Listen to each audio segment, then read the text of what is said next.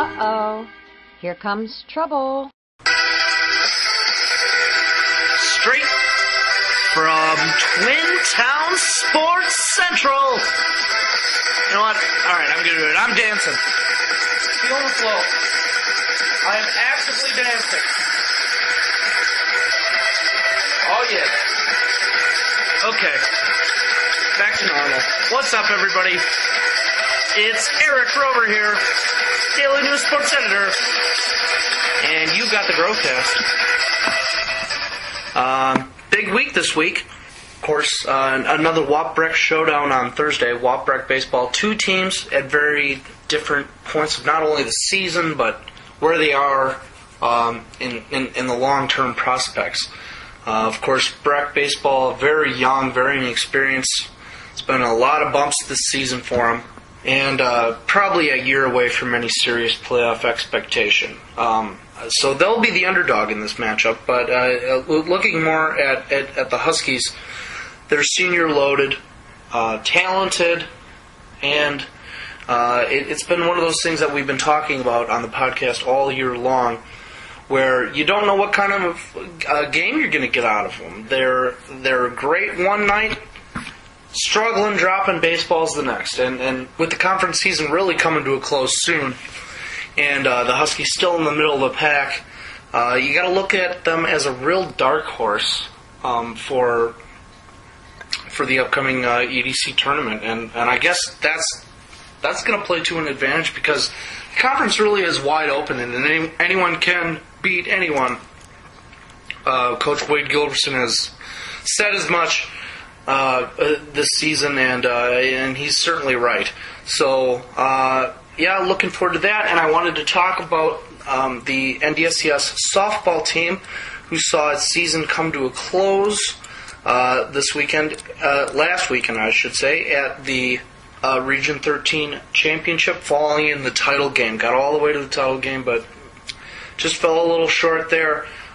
Great season from the girls, an entertaining team to watch, full of home runs and solid pitching. So hats off to Mark Manson and his players. Also, we got everybody else wrapping up real quick. We got track and tennis finales coming to a close soon. I think we got softball and golf. All of it's coming to a close soon, so it's a real exciting time of the season. So stay tuned for some more local talk next week. This is really what you think? He's got no words. Go ahead. It's perfect. Yeah. Going old school here, as we move along on the Grovcast, ladies and gentlemen, making their Grovcast debuts, we have Sam Herder, Daily News Sports Intern, and how should I even introduce you? You're a man of many titles. The music said it perfectly. The best around, Mr. Jared Keaveny. Hey, it's good to be here, Grover. Thanks for having me. Yeah, guys, let's get right into it. What do you want to talk about? The coaching vacancies? Well, it's going to be interesting. There's two big spots coming up with the Breck boys basketball job opening up, and then you got obviously the science school jobs opening up. Two positions that are both are great schools and great positions. It's going to be interesting to see who they get to fill in for coaches who have had some success. They've built programs. They've done a great job, and they're going to definitely want somebody to come in and continue on the success they've had in the recent years. Yeah, two big, important positions around here. This is a town that really enjoys its basketball. And Sam, you played for Dean Haugo last, throughout your high school career. What did you think about him as a coach? Coach Haugo, excellent coach. He's going to be very, very hard to replace.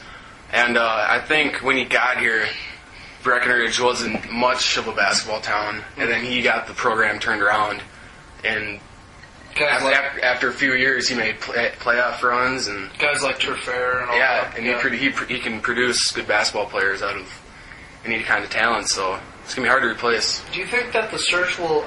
My guess would be that the search would stay local.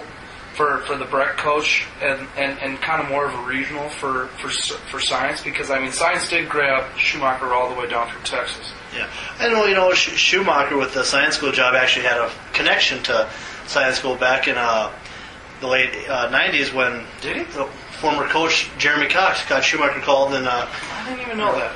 Recommended him for the job, and then when Schumacher was looking to come up here, Jeremy Cox, the former coach, actually called in for Schumacher. Oh. So it's kind of he's always had that little connection even back in the late 90s.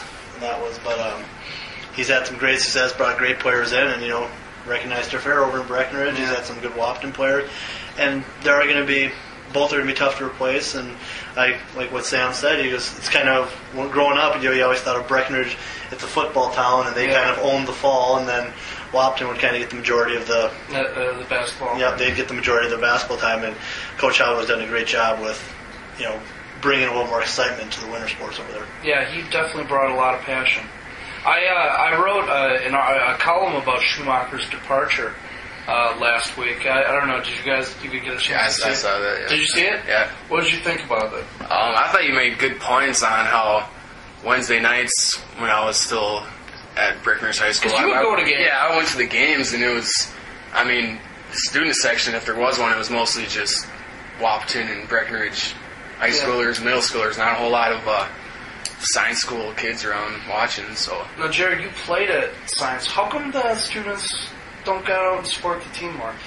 Honestly, that's been something that's it's been like that for a while. Even the years when we played, we were 31-2 when I was a sophomore, and we didn't start getting a lot of school support from the student body until the end of the year, when all of a sudden we're getting weight in the playoffs. And it's always been like that. We had a lot of weekend games, and it's a suitcase campus. A lot of kids go home for the weekend. Yeah, I know. And it makes it tough. So it's tough to say because it's always been like that.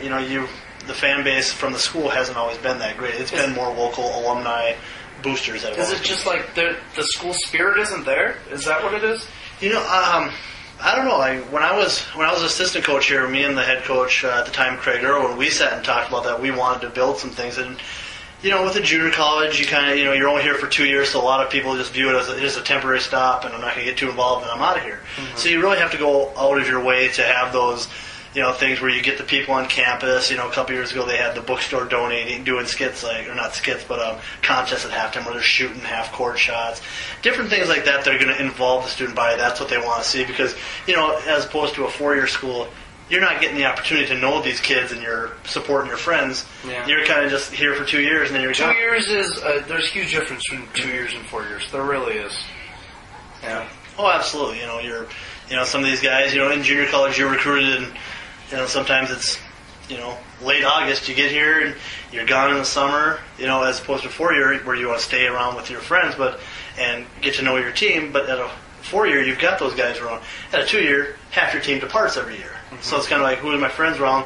And everybody else leaves too. So, it's not like somewhere, like say in Fargo at NDSU, the kids stay around because they're going to get jobs they want to build in, and something like they're going to stay here. They know after they leave the science school, they got to go to another 4-year school if they want to graduate, with the exception of a few, Well, the junior college path is tough. I mean, that's established, but I guess it would just be nice to see the local community come out and support, especially the basketball team, because the basketball team has been so good. I mean, the football team's been up and down.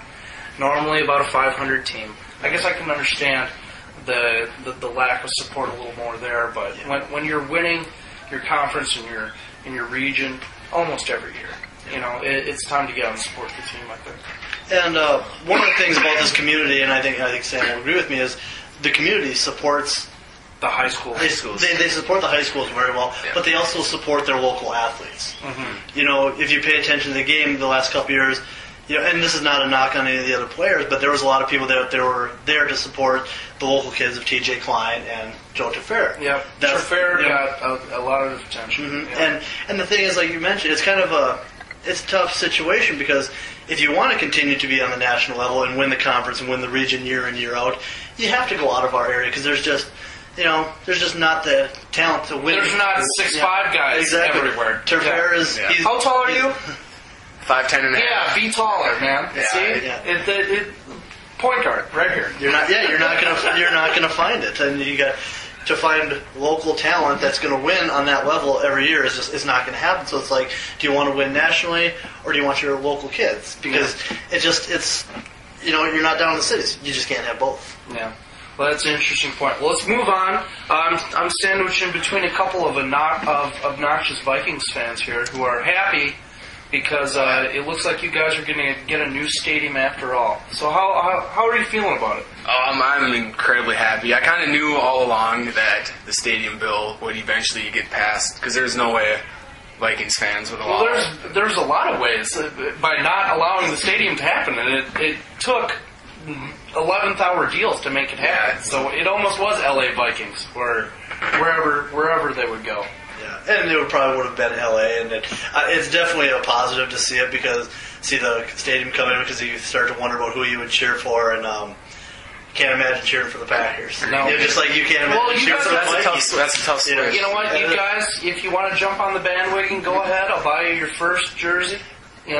Take you to a game. It'll be a good time. Well, I guess it would be a lot easier because the Packers did disappoint this past year, like us Viking fans have been used to. What they go 15-1, lost first round. Yep. We've seen that plenty of time on our side, so it wouldn't be much of a change, really. The Packers are the only team to ever win, have won the most games in the regular season and not won a playoff game. Took it down this year. So, I don't know. What did you think about this caveat to the stadium deal where the Vikings don't have to open their books and show any of their financial history to the taxpayers who are paying $500 million for the stadium? Yeah, I guess that's kind of I thought that was pretty BS. Yeah, we're helping you build a stadium. Show us what you're making. I'd like to know. You want our help, but you're not going to show us what you make. Sam, not quite a property owner yet, are you? No, I'm not. But I bet you your taxes are going to go up a little bit. Well, maybe for your family at least. Are you okay with that? To get Vikings football losing on Sundays? Yeah, we had a great draft this year. It's just a start. Yeah, we have a good draft. Yeah, I would be pretty pleased if I were you guys. I don't know. Yeah. All right. Well, I would say the one part is do we get a cut of that take from all the tickets? All the property owners, they don't. No. But they're going to help pay for it, and they're not going to show us what they're making. Mark and Ziggy, they're making money. The whole thing, they're making plenty of money, and obviously having the team boosts the local economy. Absolutely. But not as much for the state. It doesn't in ways, but all right. Well, let's wrap it up with a little NBA playoff discussion. Did you guys happen to see the Bulls and the Heat Pacers game last night? Saw the highlights with LeBron and D-Wade's meltdown. What do you think about LeBron? Why is he so soft in the fourth quarter? Do you think he's ever going to toughen up?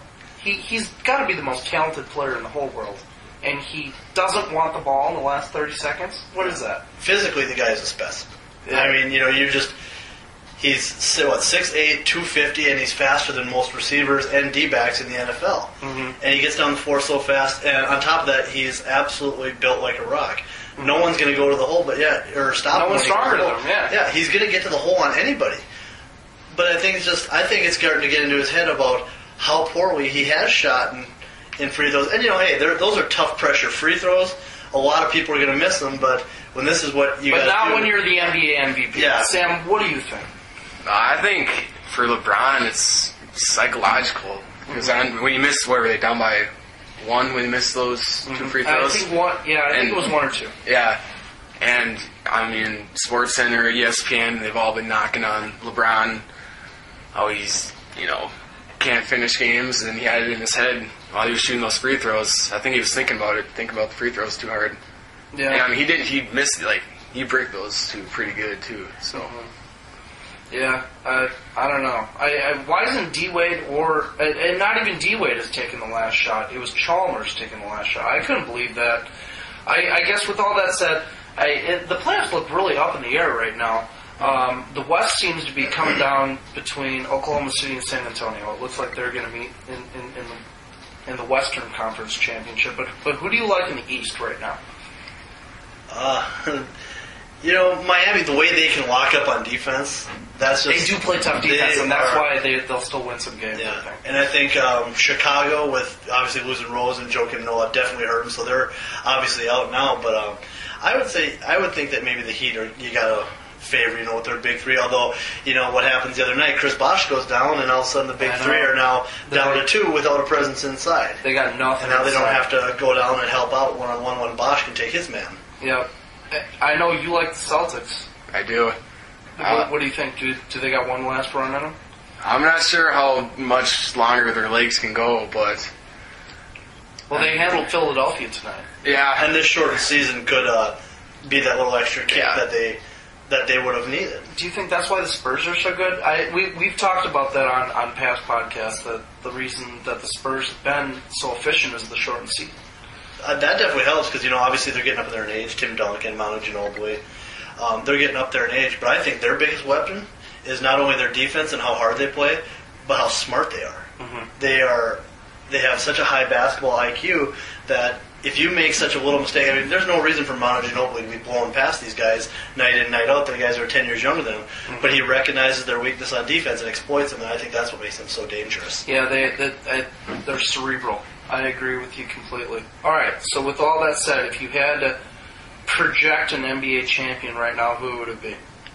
I would still go, as much as I hate to say it, the Heat. Really? Over OKC, yeah. Okay. I would take Oklahoma City. I think they're too deep, and they're so athletic, and they can score and they can bang around inside too. Yeah, and I think their youth is going to come up. They're not going to be afraid to run with any of these other teams. No, they're hammering well, it's tied right now. It's 4-4. But they hammered the Lakers a couple days ago. Yeah, look at that. There's Durant. Yeah. We're watching live, and Durant just rejects a Kobe layup. That's the difference. Yeah, they called it the goaltending, but it was not. But whatever. The point is made. Yep, and there's Durant saying no. It was because it was off the board first, but it was. Otherwise, it would have been a nice clean. Durant says, "Get out of there!" No. Yeah, but that just doesn't. My turn. Kobe. You had your run. You have your 5 rings, Kobe. Yeah, and I like Kevin Durant. He's a pure scorer, and So are you saying you're taking Oklahoma? I like OKC just because they got players with Russell Westbrook and Kevin Durant, obviously, but they've got so many other weapons, and they complement each other. Yeah. James Harden, the 6th man of the year, that's often underrated. And the guy who's 6th man is so underrated. You get him in to come in there, and you're not losing anything. This guy was the number 3 overall pick a couple of years ago. Yep. He's got some talent. Yeah, Westbrook is he's definitely a freak. He's definitely Westbrook. Talking about James Harden. Yeah, I was talking about James Harden. Okay, yeah, definitely, yeah. I thought you were talking about as we were watching Westbrook go to the bucket there. Yeah. I like Westbrook, but he's a little too much of a ball hog, a shoot first kind of guy. Selfish. I definitely respect that. See, Sam Herder was a pure point guard. I think I saw you shoot about 2 times all season. Pass first. Senior year? Yeah, pass first. Well, you just got to look at the personality of the player. If you're trying to change, if we're trying to tell Sam if he's a pass first point guard, say, hey Sam, we need you. He's a Rondo. He's a Rajon Rondo. Then that's who you got to play with. It's all part of the system too. Yeah. So are we going to tell? I can see Rondo in your game. He's got you by a little bit on the quickness. Yeah, just a little bit. Well, anyway, I can't wait for the Spurs to win it all and prove us all wrong and make us look stupid. Yeah. So. It would be fun to see the old guys go at it with the Spurs and the Celtics. The Spurs, that would be fun. I would like that. If you like the battle of the geriatrics. All right, boys and girls. That's going to do it for another Grovcast. I want to thank Jared Keaveny and Sam Herder for coming by, dropping the love. Also want to give a shout out to Miles and Landon. I know you guys are out there. Hey, good luck to all the teams out there this week. Catch you next week. Right on the Grovcast.